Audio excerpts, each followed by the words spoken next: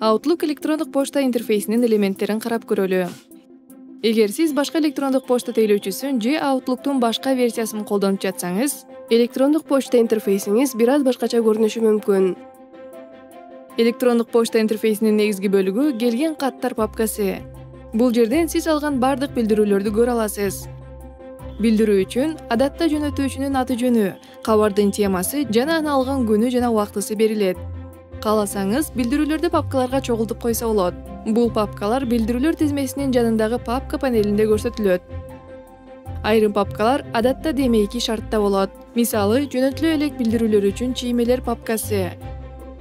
Жөнөтүлдү папкасы жөнөтүлгөн билдирүүлөр үчүн.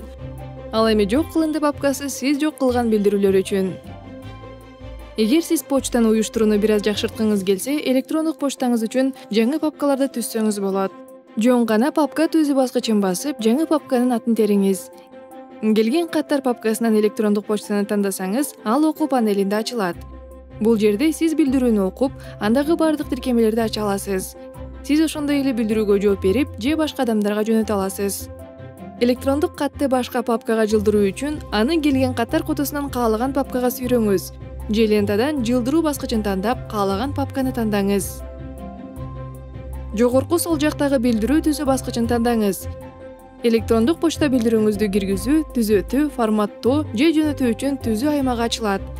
Электрондук почтанын дагы көптөгөн функциялары бар. Биз каттоо эсебиндеги электрондук почталарды окууга, уюштурууга, жөнөтүүгө жана жооп берүүгө мүмкүнчүлүк берген интерфейстин негизги элементтери менен тааныштык.